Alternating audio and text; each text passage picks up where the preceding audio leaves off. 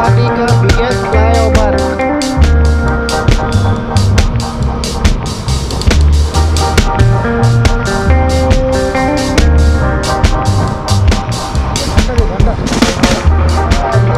भारत का झंडा तिरंगा झंडा दिखाते हैं आप लोग।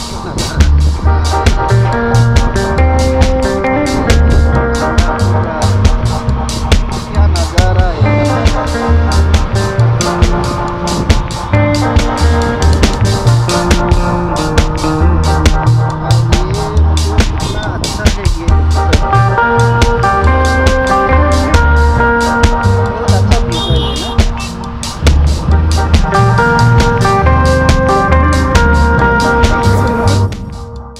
Assalamualaikum warahmatullahi wabarakatuh. Welcome back to my YouTube channel Travel with Atikul Blog. আজি আলম ভাই আৰু মই গৈ আছো এটা জায়গাত বহুদিন হল ব্লগ আহা নাই আৰু একচুয়ালি সানডে আজি সময় পাইছো ভাবিছো আলম ভাই আৰু মই এটা জায়গাত যাও একচুয়ালি ক'ত যাম আপোনালোকে ভিডিওটো গোটেইখিনি চাই থাকক ভিডিওত গোটেইখিনি পাব আৰু মোৰ স্কুটিখন থৈ দিছো আলম ভাইৰ আজি স্কুটিৰে আমি দুইজন ধুনীয়াকে ওলাই যাম আৰু শেষত গম পাব আমি ক'ত যাম ঠিক আছে এতিয়া আলম ভাই ধুনীয়াকে খাজি গাছি তেওঁৰ স্কুটিখন ষ্টাৰ্ট দিব আৰু তাৰ পিছত আমি ধুনীয়াকে ওলাই যাম একচুয়ালি মই একো তৈয়াৰী কৰি আহা নাই সো খালি জাস্ট ওলাই আইছো তেনে বাহিৰে সেইকাৰণে আৰু ভিডিওটো ভয়েস ওভাৰ কৰিব লগা হৈছে যেহেতু স্কুটি বহুত সাউন্ড হয় আৰু ৰোডৰ সাউন্ড হয় সেইকাৰণে এতিয়া আমি আপেলৰ দোকানত আহি পালো আৰু আপেলৰ লগতে আমি লম কমলা লম অকমান আপেলবোৰ সাধাৰণতে নিজ হাতেৰে বাছি নললে ন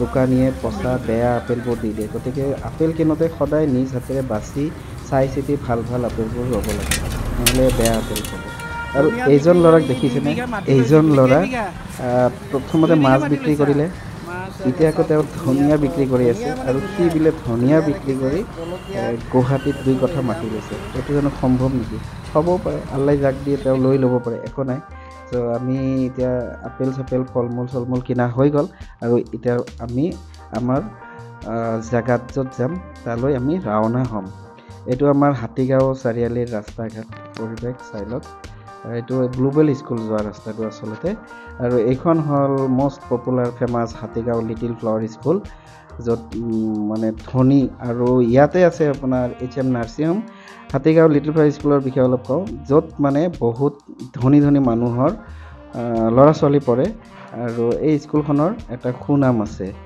ঠিক আছে আৰু আমি এতিয়া গৈ লাহে ৰাজধানী মছজিদ পালো এইটো বহুত পুৰণা মছজিদ ৰাজধানী মছজিদ ইয়াতে সব মানে ধনী মানুহখিনিয়ে নামাজ পঢ়ে গৰিবও পঢ়ে নপঢ়া নহয় আৰু এইখন হল আমাৰ গণেশগুৰি ফ্লাইঅভাৰ একচুয়ালি ৰাতিপুৱাৰ ভাগত জাম জট নাই ধুনীয়াকে যাব পাৰে আমিও ধুনীয়াকে গৈ আছো ব্ৰিজৰ তলে সাইডত এখন বাছটো ৰখোৱা আছে যেটো আৰু এইকাৰণে আমি ধুনীয়াকে গৈ আছো সানডে বুলি অকমান ট্ৰাফিকটো কম আৰু ব্ৰিজৰ ভিউ পইণ্টটো তলৰ পৰা ধুনীয়া দেখি ওপৰতকৈ তলৰ পৰাহে খুব ধুনীয়া দেখি আৰু লগতে আপোনালোকক দেখাম গুৱাহাটীৰ আটাইতকৈ দীঘল biggest flyover in Guwahati city আৰু এইটো চিটি চেণ্ট্ৰেল মল য'ত নেকি অত্যাধুনিক সামগ্ৰী পোৱা যায় আৰু এটা ৰাস্তাটো দেখি চাগে ধুনীয়া আৰু আমি লাহে গৈ আছো ফ্লাইঅভাৰৰ তলে আগত এইখন হল আটাইতকৈ দীঘল ফ্লাইঅভাৰ আমি এটা তলেৰে গৈছো যিহেতু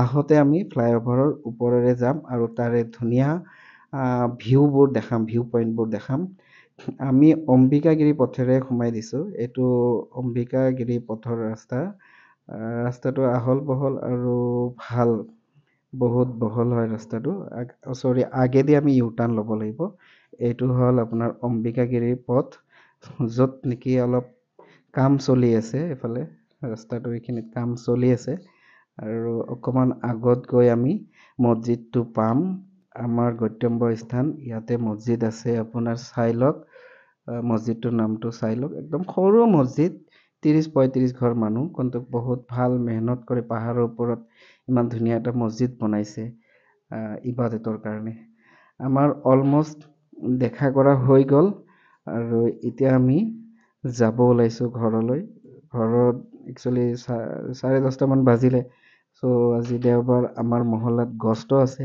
ইয়াৰ পৰা গৈ গা পা ধুই জোহৰৰ নামাজ পঢ়িব লাগিব। চ' আমি ইয়াৰ পৰা ওলালোঁ, ছাত্ৰীসকলক মোলাকাত কৰিলোঁ, বহুত ভাল লাগিলে। বহুদিন মূৰত মানে মস্তুৰাত জামাত ওলাইছে। একচুৱেলি মস্তুৰাত জামাত কি বস্তু বহুতে নাজানে, মই ভিডিঅ'টোৰ মাধ্যমত কৈ দিছোঁ।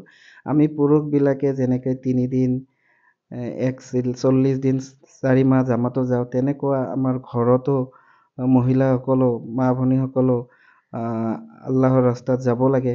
কিয়নো ঘৰখন যদি ভাল নহয় তেনেহ'লে আপুনি যিমানেই দিনদাৰ নহওক কিয় আপুনি মানে টিকি থাকিব নোৱাৰিব। গতিকে ঘৰৰ মেহনতো বহুত জৰুৰী হয়। সেইকাৰণত ঘৰৰ মেহনতৰ লগতে আপুনি তেতিয়াহে আগবাঢ়ি যাব পাৰিব। সেইকাৰণত ময়ো নিয়ত কৰিছোঁ আপোনালোকে দোৱা কৰিব। মস্তুৰাত লৈ 3 দিন বা 10 দিন ওলাম ইনশাআল্লাহ অতি সোনকালে। আৰু আমি আহি এতিয়া পামেই আৰু তাৰপৰা ওপৰত যে পাহাৰৰ ওপৰত আছিলোঁ, পাহাৰৰ পৰা তলত আহিলোঁ। এইটো হ'ল আপোনাৰ হাতীগড় চাৰিআলি। আৰু লগতে এতিয়া আমি পালোঁ গুৱাহাটীৰ আটাইতকৈ বিগেষ্ট ফ্লাইঅভাৰ। চাই লওক কি ভিউ ন, কি নাজাৰা দুয়ো চাইডে, একদম বহুত ভাল লাগে। একচুৱেলি মই প্ৰায় এইফালেদি আহিলে ভিডিঅ' কৰিব মন যায়, ইয়াৰ পৰা ভিউ পইণ্টটো বঢ়িয়া। আৰু লগতে ইয়াৰ পৰা আৰু এটা বস্তু দেখি, গান্ধী মণ্ডপটো দেখি, য'ত ধুনীয়াকৈ আপোনাৰ জাতীয় পতাকাখন উৰি থাকে, বহুত ভাল লাগে গান্ধী মণ্ডপটো ইয়াৰ পৰা। ধুনীয়াকৈ জাতীয় পতাকা উৰি থাকে আৰু মনটো বহুত ভাল লাগি যায় ইয়াত আহি। আৰু ইয়াতে এটা ভিউ পইণ্ট দিছে, তাতে মানুহে কেতিয়াবা চেল্ফি উঠে, কিন্তু চৰকাৰে পিছত এইটো বাধা কৰি দিলে, কিয়নো ট্ৰাফিক হয় আৰু বহুত মানুহে কি কৰে এই ভিউ পইণ্টটোত ৰখি চেল্ফি উঠাত ব্যস্ত হয় আৰু ট্ৰাফিক হৈ থাকে। গতিকে যাওঁতে যেনেকুৱা মানুহ ভিডিঅ' ফটো চটো ল'ব পাৰে। তো এইটো হ'ল জাতীয় পতাকাৰ, এইটো হ'ল আপোনাৰ গান্ধী মণ্ডপ। চাওক কি ধুনীয়া দেখি। চ' এনেকৈ আমি ধুনীয়াকৈ ফ্লাইঅভাৰৰ ওপৰেদি একদম লিমিটেড স্পীড 30 স্পীডত আমি গৈ আছিলোঁ। আৰু এইফালে ধুনীয়া চাৰিওফালে ভাল এটা পৰিৱেশ, ভাল লাগে এনেকুৱা ৰাতিপুৱাৰ ভাগত ওলাই ৰাস্তা ঘাট মুকলি। চ' আৰু এনেকৈ আমি গৈ ফ্লাইঅভাৰ অতিক্ৰম কৰিলোঁ। আৰু লগতে মই ভিডিঅ'টোৰ মাধ্যমত আপোনালোকক জনাওঁ যে আপোনালোকে য'ত যেনেকৈ নাথাকে কিয় ইবাদত কৰক, আল্লাহক স্মৰণ কৰক, নামাজ বন্দেগী পঢ়ক। দুনিয়া একো নাই ভাই, দুনিয়া মিছা, এই আছোঁ এই নাই। দুদিনমান আগতে আমাৰ চকুৰ আগতে এটা ঘটনা হৈ গ'ল, বন্ধু এজন ইন্তেকাল হৈ গ'ল। বেচাৰা আমি একেলগে প্ৰায় 2 বছৰ 3 বছৰ আছিলোঁ। চ' সেয়াই আৰু দুনিয়াটো একোৱেই নাই, খালী হাতে আহিছোঁ আৰু খালী হাতেই যাব লাগিব। জিন্দগীটো গুজাৰি যাবই, কিন্তু আপুনি কি লৈ যাব সেইটোহে মেইন কথা। বাচি থকাটো ডাঙৰ কথা নহয়, বাচি জীয়াই আছে কিয় নিজক প্ৰশ্ন কৰক। পৃথিৱীত আহিছোঁ কিয় নিজক প্ৰশ্ন কৰক। জীয়াই থাকিবলৈ সংগ্ৰাম কৰিব লাগিব, কিন্তু সংগ্ৰামৰ লগতে আল্লাহৰ ইবাদত কৰিব লাগিব। মেইনলি আমি কিয় আহিছোঁ এই পৃথিৱীত? খাব আহিছোঁ নে জীয়াই থাকিব আহিছোঁ, নে কিবা আমাৰ মকসদ উদ্দেশ্য আছে? সেইখিনি পৰিপূৰ্ণভাৱে নিজে ষ্টাডি কৰক। আজিকালি সকলো বস্তুবোৰ পায়, কিতাপ পায়, সেই কিতাপ পঢ়ক। ইলিম হাচিল কৰাটো ফৰ্জ হয়, ইলিম হাচিল কৰক, নামাজ বন্দেগী পঢ়ক। বৰ্তমান সময়ত মোৰ আল্লাই মোৰ পৰা কি বিচাৰিছে সেইটো অনুসন্ধান কৰক। নিশ্চয় আপুনি এজন সফল ব্যক্তি হ'ব। আৰু এটা বস্তু মই আপোনালোকক এই ভিডিঅ'টোৰ মাধ্যমত কওঁ, মই যেতিয়া টুপি কুৰ্তা পায়জামা পিন্ধি যাওঁ মানুহে মোক চালাম কৰে, আৰু যেতিয়া মই লংপেণ্ট চাৰ্ট পিন্ধি যাওঁ মানুহবোৰ মোক ঘূৰি চায়।